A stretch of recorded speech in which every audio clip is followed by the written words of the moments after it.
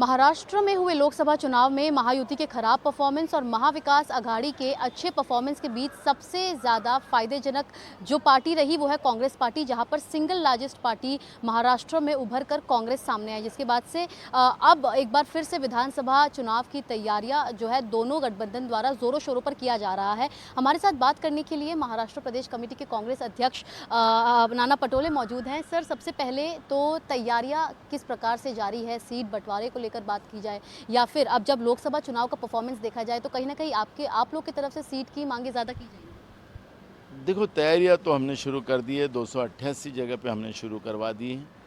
हम चाहते हैं कि महाविकास आघाड़ी को इसका फ़ायदा हो, इसलिए हमने कोशिश शुरू कर दी है।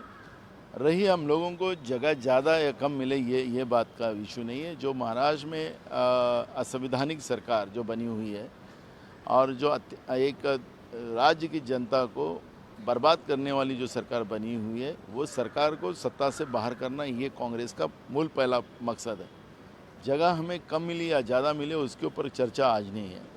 मेरिट के आधार पर अगर डिसीजन होता है तो हमने लोकसभा के चुनाव में भी यही कहा था कि मेरिट के आधार पर डिसीजन लिया रहता तो और महाविकास आघाड़ी के परिणाम और अच्छे अपने को महाराष्ट्र में देखने मिलते थे। विधानसभा में भी वही परिस्थिति हो, ये मांग कांग्रेस पार्टी करती है।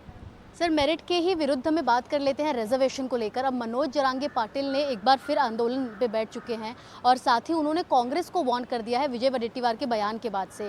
कांग्रेस का क्या पक्ष है, आपसे समझ लेते हैं कि क्या आप लोग आरक्षण को सपोर्ट कर रहे हो? अगर कर रहे हो तो क्यों आखिर मनोज जरांगे पाटिल को अल्टीमेटम देना पड़ रहा है कि विधानसभा के परिणाम के लिए तैयार रहना, अगर सपोर्ट नहीं कर रहे? देखो, हमने मनोज जरांगे पाटिल जी का जो बयान था आरक्षण का, उस मामले में हमने स्पष्ट पार्टी की तरफ से कह दिया था और हमारे नेता राहुल गांधी जी ने भी उस बात को स्पष्ट किया था कि जाति निहाय जनगणना अगर एक बार हो जाए, आर्थिक, सामाजिक और शैक्षणिक जब ये जनगणना हो तो इससे जो 50% का आरक्षण का जो सीलिंग है वो अपने आप हट जाएगा और वो हटने के बाद हम ओबीसी, धनगर, ये सभी मराठा, ये सभी जाति के आरक्षण में उसको फ़ायदा देने की विश्वास हमने दिया था। अगर आखिरी इनके जैसे हम झूठ नहीं बोल सकते। बीजेपी ने झूठ बोलकर धनगर और मराठा को फंसाया था। विजय वडेट्टीवार का बयान जो होगा वो उनका व्यक्तिगत हो सकता है। पार्टी का बयान हमने पहले ही स्पष्ट कर दिया है कि सेंसस ये महत्व का है और सेंसस के आधार पर हम मराठा, धनगर, जो भी जातियाँ महाराष्ट्र में, सबको आरक्षण की इसमें हम लाके खड़ा करेंगे और वही हमारा बयान हमारे नेता राहुल गांधी जी ने भी बोला है। सर, एक सवाल और ये रहेगा कि अब जब विधानसभा चुनाव आ रहा है, इसी के साथ तमाम पार्टी के नेता, चाहे वो महायुति के हों, महाविकास आघाड़ी के हों, सभी जो पार्टी के नेता हैं वो जाकर अब मनोज जरांगे पाटिल के साथ अटेंडेंस लगा रहे हैं, उनके साथ जो है शामिल हो रहे हैं। तो कहीं ना कहीं मराठा कम्युनिटी की ओर से वोट्स लेने का काम जो है जारी है। कारण क्या है इन विजिट्स का?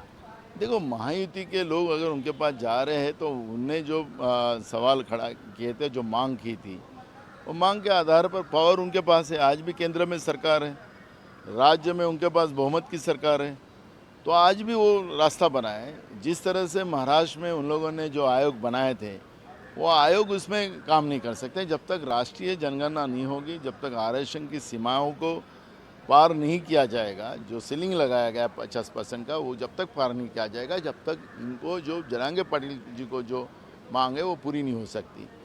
तो मुझे लगता है कि केंद्र सरकार ने तुरंत जाति निहाय जनगणना शुरू कर आर्थिक, सामाजिक, शैक्षणिक, तो मुझे लगता है कि ये प्रश्नों को जवाब दिया जाएगा और न्याय दिया जाएगा। तो वो काम उनने करना चाहिए। जरांगे पाटिल की तो मांग इनके पास आई, बम्बई तक वो पहुँचे, तब भी मुख्यमंत्री ने कहा था कि हमने सबके आपके प्रश्न छुड़ा दिए, लेकिन जरांगे पाटिल को पता चला कि इनने तो हमें फंसाया, तो तब और माहौल इनके विरोध में गया। तो ये टाइम पास वाली जो सरकार है, लोगों के भावनाओं से खेलने वाली जो सरकार महाराष्ट्र में और केंद्र में बैठी है, तब तक जरांगे पाटिल को न्याय मिलेगा कि नहीं मिलेगा, ये विश्वास हमें नहीं है। ये मिलने से कुछ नहीं होगा। जरांगे पाटिल का जो डिमांड है वो पूरी करने के लिए, और हमने कहा है कि हमारी सरकार केंद्र में आती है तो हमने आज ही से हम लोग देश में जाति निहाय जनगणना करने वाले थे, जिसका बयान राहुल गांधी जी ने देश की जनता के सामने किया था, वचन दिया था, हम कर देते थे। अभी मोदी जी ने करना चाहिए। तो यानी आप ये मनोज जरांगे पाटिल और मराठा समाज को ये आप अपने शब्द दे रहे हैं कि यदि आपकी सरकार आती है तो आप उन्हें जो है आरक्षण देंगे। बिल्कुल देंगे, हमने शुरुआत में कहा। अच्छा, और सर इसी के साथ अब बात कर लेते हैं जो कैबिनेट का विस्तार हुआ है उसमें अगर हम देखें तो फिर ऐसा कहा जा रहा है कि तो जो तमाम इंपॉर्टेंट पोर्टफोलियोज है वो बीजेपी ने रख लिया और सिर्फ झुंझुना पकड़ा दिया गया है बाकी सारे दलों को। इसको लेकर क्या? देखो, ये सब बीजेपी के जो कार्यकर्ता है, जो सीबीआई और ईडी, उसका कमाल है। आखिरी जो इनके साथी है, जो नीतीश कुमार हो या चंद्राबाबू नायडू को तो आपने देखा होगा कि शेयर जो बढ़ाए गए थे चुनाव के समय में, तो उनके परिवार को, उनके मिसेस को और उनके बेटे को कम से हज़ारों करोड़ रुपए का प्रॉफिट करवा दिया। तो 8 से 70, हमारे लिए गरीब के लिए तो हम 1000 लाख करोड़ ही बोलेंगे। 870 करोड़ तो हमने कभी सपने में भी किया, 1 करोड़ भी नहीं देखते, तो 870 करोड़ रुपए का फ़ायदा 2 दिन में करवा दिया। तो जब व्यक्तिगत लाभ की योजनाएं जो नीतीश कुमार और चंद्रबाबू नायडू के लिए बनी हुई है, तो फिर उनके जो भी सांसद होंगे तो उनको झुंझुना ही दिया जाएगा। तो वो झुंझुना दिया गया है। देखें अभी आगे आगे और क्या क्या होता है। हमारा केंद्र की सरकार से उम्मीद इतनी है कि देश को जो 10 साल में तुमने बर्बाद किया और मुट्ठी भर लोगों को अमीर बनाने का काम किया, देश में तमाम बेरोजगार है, किसान है, गरीब लोग हैं, उनको न्याय मिलना चाहिए। जात धर्म के आगे आकर ये सबको न्याय मिलना चाहिए। ये भूमिका कांग्रेस पार्टी की है और वो काम नरेंद्र मोदी की सरकार ने करना चाहिए। सर ये तो हमने लाभ की बात कर ली इन दो नेताओं की, लेकिन वही महाराष्ट्र में जो बाकी के दो घटक दल है महायुति के, उन्हें कोई लाभ दिखता हुआ नजर नहीं आया। नाराजगी भी काफी ज्यादा है। तो यदि वो वापस आना चाहे तो क्या महाविकास आघाड़ी में वो चर्चा हुई है उन दो दलों को लेने को लेकर? देखो, ये वापस आएंगे ऐसा तो नहीं लगता, क्योंकि बीजेपी के वो कार्यकर्ता ईडी और सीबीआई नीचे आ जाएंगे। आ गए तो फिर वो उधर ही रहना पड़ेगा। तो आखिरी ये गए किसके आधार पर? तो ईडी सीबीआई के आधार पर गए, ये तो सबको पता है। तो मूल सब्जेक्ट है, ये आए या जाए वो इशू नहीं है। इनको क्यों नहीं मिला, तो इनका कारण भी वो ईडी सीबीआई है। आपने देखा होगा कि एक अलायंस का जो पार्टनर है इनका है, उसको 150 करोड़ रुपए का ईडी का रेट गिर गया था, जमा करके, नहीं तो उनकी प्रॉपर्टी स्विच होना। जैसे मोदी की सरकार आई, दूसरे दिन उसका ईडी का रेट ख़त्म हो गया, 150 करोड़ माफ़ हो गए। तो हो गया ना। ये तो सब व्यक्तिगत लाभ की योजनाएं ले रहे हैं। सर आरएसएस चीफ मोहन भागवत का जो बयान है अब मणिपुर को लेकर, वो कहीं ना कहीं बीजेपी और साथ ही आरएसएस के बीच की जो दरार है वो दर्शा रही है। उसको लेकर आपकी क्या राय है? मोहन भागवत द्वारा दिए गए बयान जो मणिपुर पर काफ़ी ज़्यादा हाईलाइट कर रहे हैं। मुझे पता नहीं मोहन भागवत जी ऐसा क्यों बोल रहे हैं। उन्होंने कहा कि बीजेपी को अब जरूरत ही नहीं रही आरएसएस को। तो जब ये बोल दिया बीजेपी ने, जो राष्ट्रीय अध्यक्ष है जेपी नड्डा, कि आरएसएस की जरूरत नहीं, तो उनको सलाह क्यों दे रहे फुकट में वो मोहन भागवत जी? ये प्रश्न हमारे सामने खड़ा होता है। एक आखिरी सवाल, अब जब हम देख रहे हैं कि एक और कांग्रेस में कहीं ना कहीं शिकायत थी नसीम खान द्वारा कि कोई मुस्लिम कैंडिडेट खड़ा नहीं किया गया, अब इस बार के कैबिनेट में कोई मुस्लिम मिनिस्टर को जो है नहीं दिया गया पोर्टफोलियो, तो इसको लेकर आप लोग का क्या स्टैंड? देखो, नसीम भाई का इशू था वो एक अलग था, लेकिन देश के जो कैबिनेट होता है उसके सभी धर्म और जाति के लोगों को वहाँ पे स्थान मिलना चाहिए, क्योंकि हर लोग अपना अपना इसका नेतृत्व करते हैं। यही हमारा देश, विविध भाषा, विविध जाति, विविध धर्म, फिर भी देश एक, तो वो होना चाहिए। लेकिन नरेंद्र मोदी की सरकार में ये पिक्चर देखने नहीं मिलता है।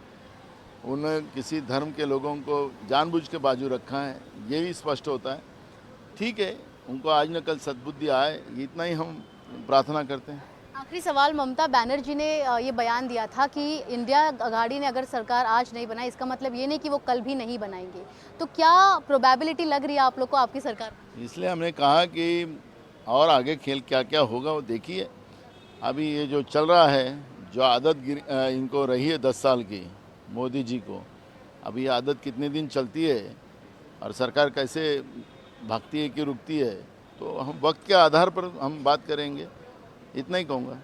बहुत बहुत शुक्रिया सर हमसे बात करने के लिए। तो आपने महाराष्ट्र के प्रदेश कांग्रेस अध्यक्ष नाना पटेलों को सुना, जिन्होंने एक और महाराष्ट्र के तमाम बड़े मुद्दों को लेकर अपनी राय साझा की और साथ ही बताया कि कैसे आने वाले विधानसभा चुनाव में महाविकास आघाड़ी द्वारा प्रयास किया जाएगा कि ज़्यादा से ज़्यादा सीटों पर एक बार फिर लोकसभा चुनाव की इक्विवेलेंट वो अपनी जीत दर्ज करे। कैमरा पर्सन प्रवीण रोहित के साथ सुजाता द्विवेदी, एनडीटीवी इंडिया के लिए।